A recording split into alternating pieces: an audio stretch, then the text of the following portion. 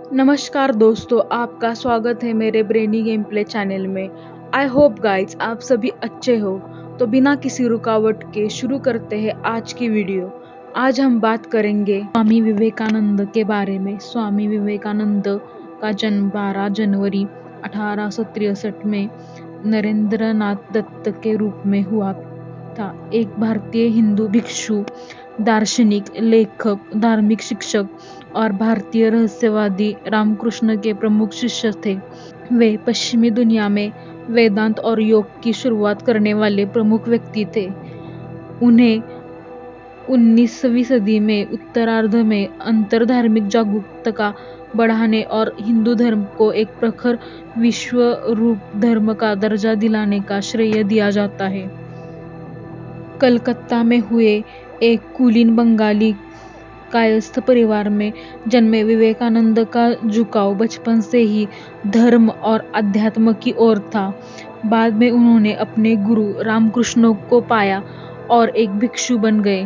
रामकृष्ण की मृत्यु के बाद विवेकानंद ने एक घुमकड़क भिक्षु के रूप में भारतीय उपमहाद्वीप का व्यापक रूप से दौरा किया और तत्कालीन ब्रिटिश भारत में भारतीय लोगों की जीवन स्थितियों का प्रत्यक्ष किया।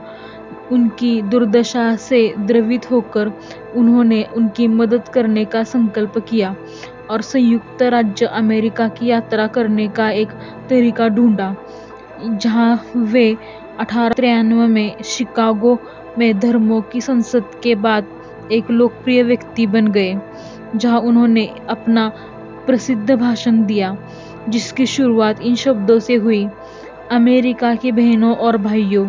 जबकि उन्होंने अमेरिकियों को हिंदू धर्म से परिचित कराया। उन्होंने वहां ऐसा प्रभाव डाला कि एक अमेरिकी अखबार ने उन्हें ईश्वरीय अधिकार से एक वक्ता और निसंदेह संसद में सबसे महान व्यक्ति के रूप में वर्णित किया। सफलता के बाद के वर्षों में विवेकानंद ने हिंदू दर्शन के मूल सिद्धांतों का प्रचार करते हुए संयुक्त राज्य अमेरिका, इंग्लैंड और यूरोप में सैकड़ों व्याख्यान दिए और न्यूयॉर्क की वेदांत सोसाइटी और सैन फ्रांसिस्को की वेदांत सोसाइटी की स्थापना की, जो दोनों पश्चिम में वेदांत सोसाइटी की नींव बन गए। भारत में उन्होंने रामकृष्ण मठ की स्थापना की, जो मठवासियों और गृहस्थों के लिए आध्यात्मिक प्रशिक्षण प्रदान करता था, और रामकृष्ण मिशन, जो दान, सामाजिक कार्य और शिक्षा प्रदान करता है। विवेकानंद अपने समकालीन भारत के सबसे प्रभावशाली दार्शनिकों और समाज सुधारकों में से एक थे और पश्चिमी दुनिया में वेदांत के सबसे सफल प्रचारक थे। वे समकालीन हिंदू सुधार आंदोलनों में भी एक प्रमुख शक्ति थे और उन्होंने औपनिवेशिक भारत में राष्ट्रवाद की अवधारणा में योगदान दिया। अब उन्हें व्यापक रूप से आधुनिक भारत के सबसे प्रभावशाली लोगों में से एक और एक देशभक्त संत के रूप में माना जाता है। उनका जन्मदिन भारत में राष्ट्रीय युवा दिवस के रूप में मनाया जाता है। विभिन्न धाराओं, विशेष रूप से शास्त्रीय योग और वेदांत की संश्लेषित और लोकप्रिय बनाने के दौरान विवेकानंद यूनिवर्सलिज्म जैसे पश्चिमी विचारों से प्रभावित थे। यूनिटेरियन मिशनरियों के माध्यम से उन्होंने ब्रह्मो समाज के साथ सहयोग किया था।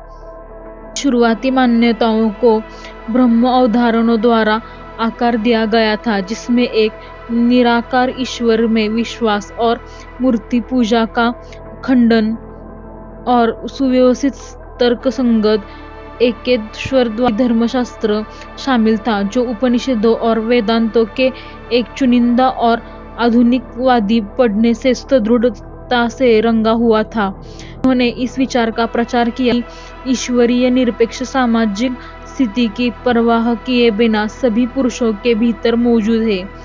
केशव चंद्र सेन के नवविधान फ्रीम्स लॉ, साधारण ब्रह्म समाज और सेन के ऑफ होप से जुड़कर विवेकानंद पश्चिमी गुण विद्या से परिचित हुए। वे से भी प्रभावित थे। उन्होंने धीरे धीरे नरेंद्र को वेदांत आधारित विश्वदृष्टि से परिचित करवाया, जो शिवज्ञान जीवेरे सेवा अर्थात ईश्वर की वास्तविक अभिव्यक्ति के रूप में मानव की सेवा करने की आध्यात्मिक प्रथा के लिए अस्तित्ववाद आधार प्रदान करता है। विवेकानंद ने प्रचार किया कि हिंदू धर्म का सार आदि शंकराचार्य के अद्वैत वेदांत दर्शन में सबसे अच्छी तरह व्यक्त किया गया था। फिर भी रामकृष्ण का अनुसरण करते हुए और अवैध वेदांत के विपरीत विवेकानंद का मानना था कि निरपेक्ष दोनों ही अंतर्हित और पारलौकिक है। अनिल सुकालाल के अनुसार विवेकानंद का नव वेदांत द्वैत या द्वैतवाद और अद्वैत्व या गैरद्वैतवाद का सामंजस्य करता है। ब्रह्म को द्वितीय के बिना एक के रूप में देखते हुए फिर भी दोनों योग्य सगुण और निर्गुण विवेकानंद ने वेदांत और को इस प्रकार संक्षिप्त किया है। एक आधुनिक और सार्वभौमिक व्याख्या दी, शास्त्रीय योग के प्रभाव को दिखाया। विवेकानंद ने निर्विकल्प समाधि पर जो जोर दिया है, द्वितीय वेदांत पर मध्ययुगीन यौगिक प्रभावों से पहले था। अद्वैतीय वेदांत ग्रंथों जैसे दिग्द्वैत वेदांत सार के अनुरूप विवेकानंद ने समाधि को मुक्ति प्राप्त करने के साधन के रूप में देखा। विवेकानंद ने विकास की धारणा आया, एक शब्द जिसे विवेकानंद ने सर्वभौता पश्चिमी थियोफोस्टी को विशेष रूप से हेलेना ब्लावात्स्की से लिया था। डार्विन की विकास की धारणा के अलावा और संभवतः सांख्य शब्द सात्कार्य का उल्लेख करते हुए विकास पर थियोसॉफिकल विचारों से ज्ञानवाद, कबला और अन्य गूढ़ विद्यालयों में ईश्वर के अवतरण के सिद्धांतों के साथ काफी समानता है। मीरानंदा के अनुसार विवेकानंद विकास शब्द का प्रयोग ठीक उसी तरह करते थे जैसे थियोफिसी में दिखाया जाता है।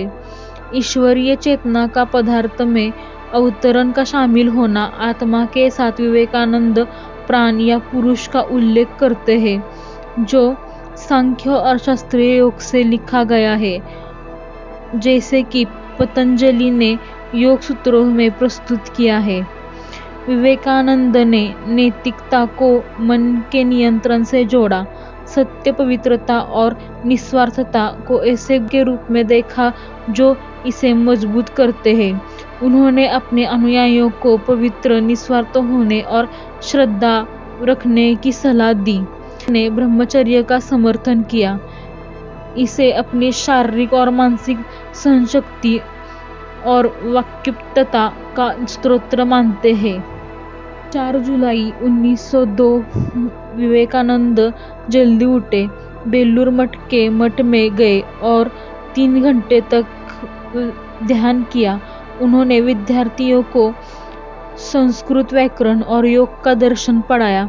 बाद में सहयोगियों के साथ रामकृष्ण मठ में गए, योजनाबद्ध वैदिक कॉलेज पर चर्चा की।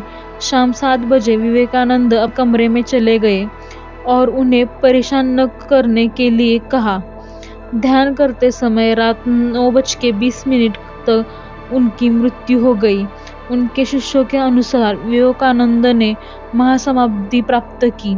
उनके मस्तिष्क में रक्तवाहिक मृत्यु का संभावित कारण बताया गया था।